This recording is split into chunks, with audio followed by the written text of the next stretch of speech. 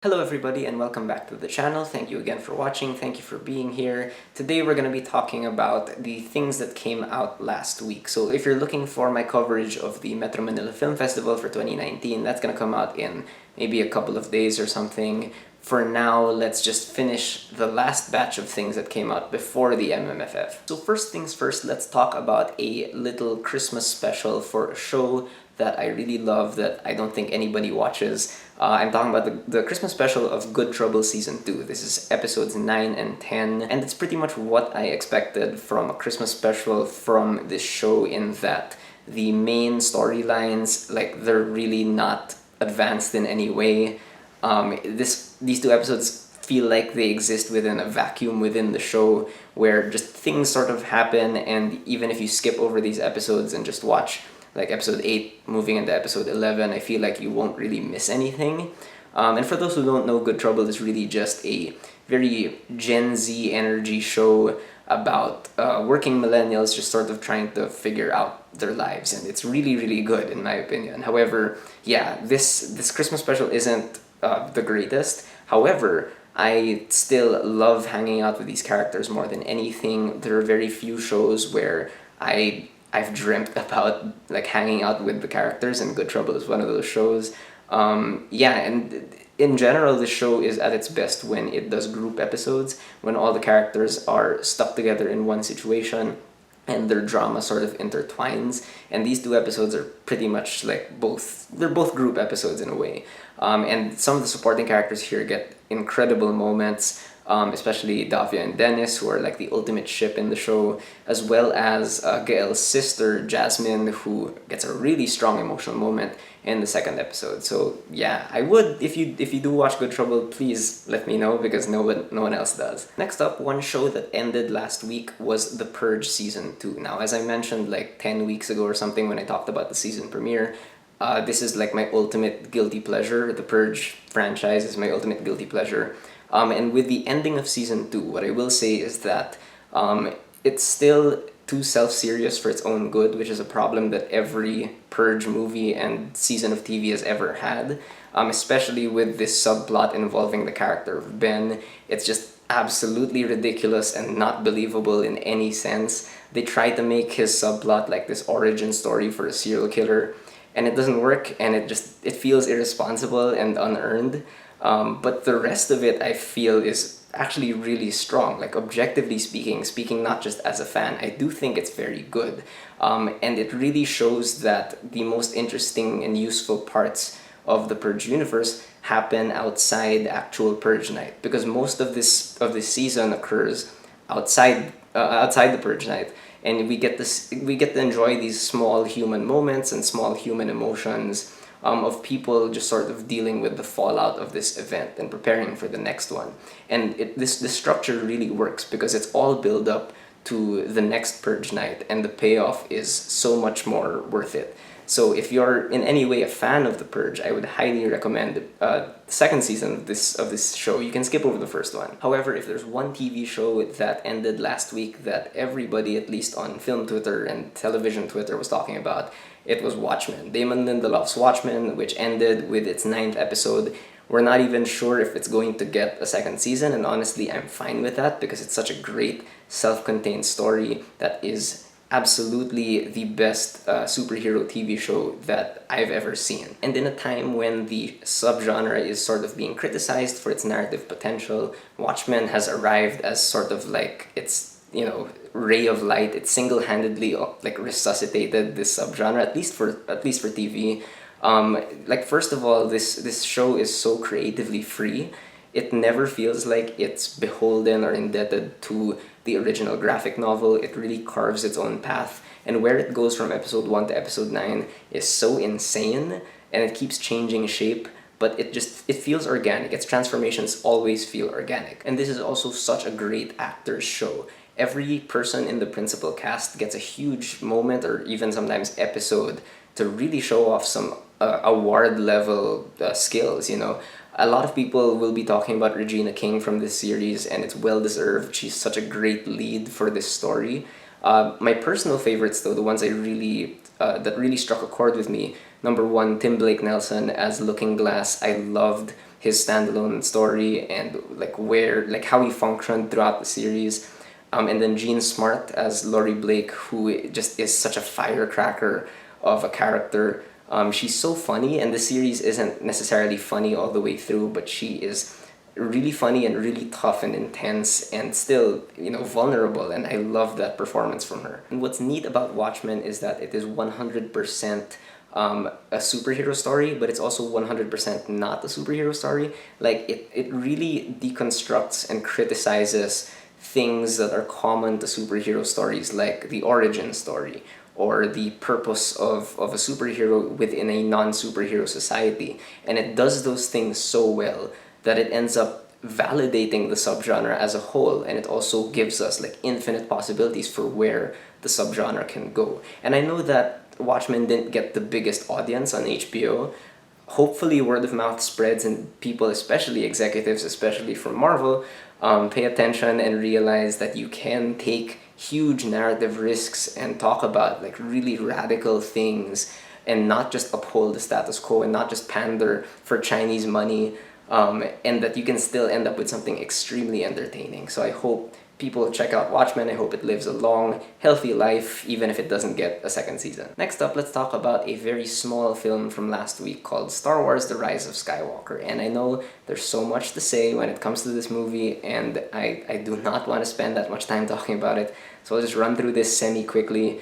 When I think about it, when I sit down and really think about all the moving parts in this movie, I cannot, sincerely speaking, call it a bad film outright, because at least on one level, I think that this sequel trilogy will remain one of the most visually striking and impressive franchises of the 2010s, and that's not nothing to me. Of course, story is like the most important thing when it comes to narrative cinema, but for this mainstream blockbuster franchise to be so consistently cinematic and good looking, I don't think that's nothing. I think there's real artistry involved there, so I will give the VFX people, the cinematographers, I'll give them that.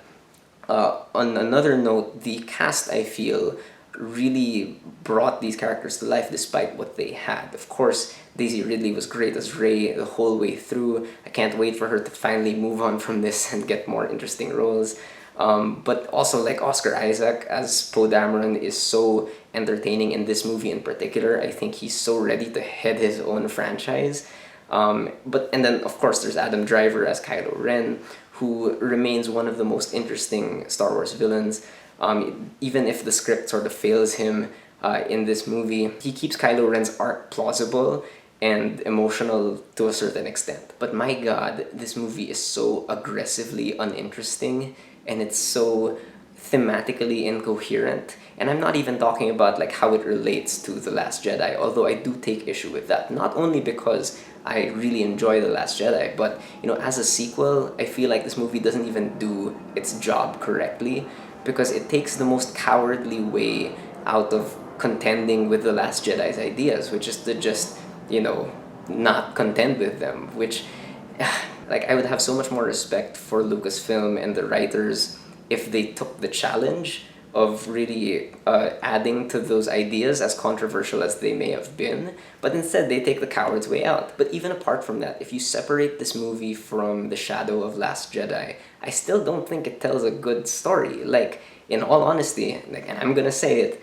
Terminator Dark Fate had a better and more interesting story than this movie did, I swear. Because at the end of the day, Rise of Skywalker just upholds this status quo that is not interesting or emotional, and the way it ends up, it just doesn't earn it. Whatever message Rise of Skywalker is trying to send doesn't feel useful to me in any sense. It doesn't feel inspiring or hopeful.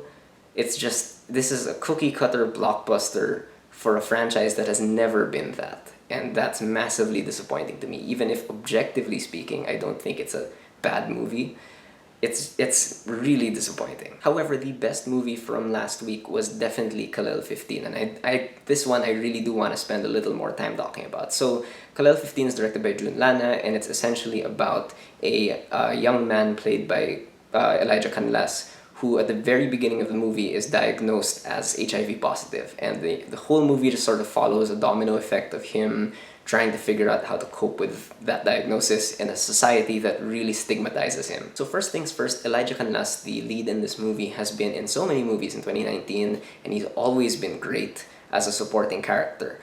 Here he finally gets a lead role, and he is so good in this because the character of Kalel is challenging because he's so mercurial, and he's so the way he responds to his diagnosis is almost contradictory at times. But the way that Canlas plays these contradictions comes off as like the normal coping process for a young boy who is getting no support from anywhere from his family or society. On the downside though, at the end of the day, this is an advocacy film, and that's not inherently bad, but the way that it is for this film, like it sort of limits what it's able to say. Like there are certain scenes in this movie that come across as your typical like cautionary tale scenes, and the closing text at the very end of the movie is weirdly reductive of the entire film's messages. Like the entire film is really complex in terms of its messaging, but the final text just sort of ignores like the drug abuse aspect, which is a huge part of the story. However, if you ignore the closing text, you'll get an incredibly mature character study that has the balls and the brains to be intersectional. And when you compare this movie to other advocacy films, especially about drug abuse that came out like just this year, like Jesusa or Kaibigan, those movies are just so myopic in terms of their treatment of this drug abuse problem.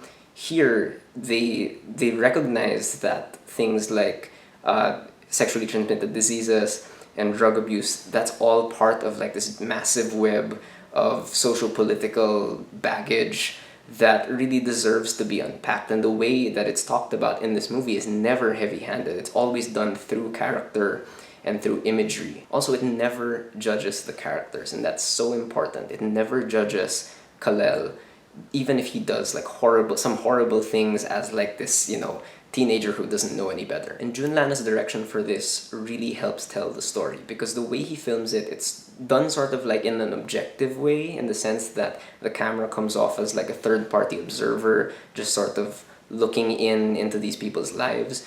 And that works because every time that a new layer of like stigma or shame is revealed, or every time there's this new shocking revelation, the film treats it very nonchalantly, like this reveal was inevitable, like this society is just, it's impossible to stop it from being cruel to this boy who is just incredibly vulnerable and is reaching out for help, but there's no help to be given to him. And that's a really important message. And when you think about that message, it's hard not to think of this film and how it was sort of bumped off the cinema schedules because of Rise of Skywalker, because of the MMFF.